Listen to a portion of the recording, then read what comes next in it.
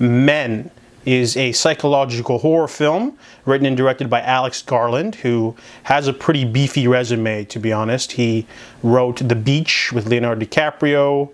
He has written Sunshine, 28 Days Later. He's also directed and written Annihilation and Ex Machina. Didn't really have any horror in Ex Machina, but you know what I mean. Anyways, so this was his newest film, and it sounded pretty interesting. It's about Harper. She is a woman taking a 2-week vacation in the countryside, 4-hour drive from London. She rents a little cottage, and you know, she's going to get away because to do some emotional healing because she's had a tragedy with her husband.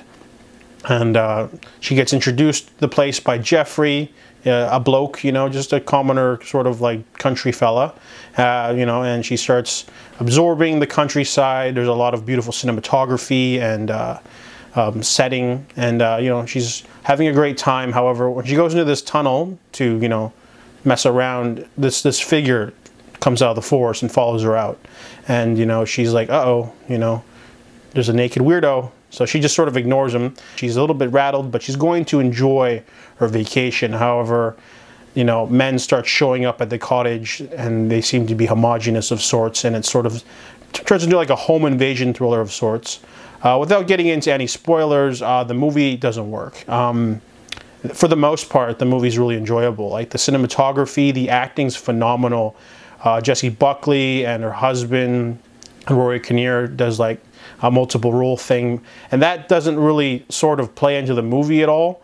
He's supposed to be like the force of men, so he's like multiple characters. He plays Jeffrey, the landlord, a police officer, multiple characters, and you think, oh, okay, that's kind of, the movie's called Men, so like it's supposed to be like a misogyny creature or something.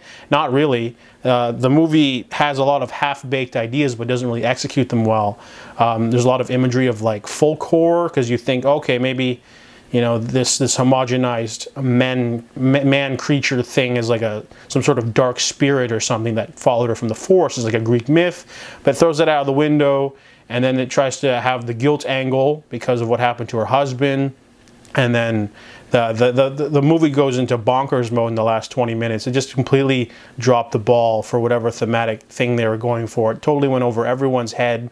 It wasn't scary. It was just weird and experimental, and I don't think it worked, to be honest. It sort of undercut the entire film, and then a really underwhelming ending after that as well sort of just deflates everything that it was building up to. Because honestly, the movie was pretty creepy. It had a lot of like cool gore effects. It had like the guilt angle, great cinematography, location, acting.